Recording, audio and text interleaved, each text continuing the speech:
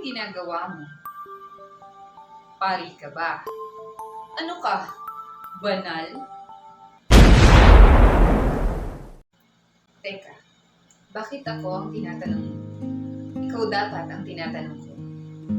Una, sabi ni Lord Jesus sa Great Commission, humayo kayo at gawin ninyong mga alagad ko ang lahat ng bansa. Bautismuhan ninyo sila sa ngalan ng Ama at ng Anak at ng Espiritu Santo.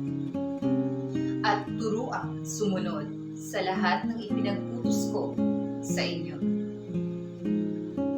Ikalawa, noong binyagan ka bilang Katoliko Kristiyano, ang sabi ng pari, ikaw ay kaisa na ni Kristo bilang hari, pari at propeta.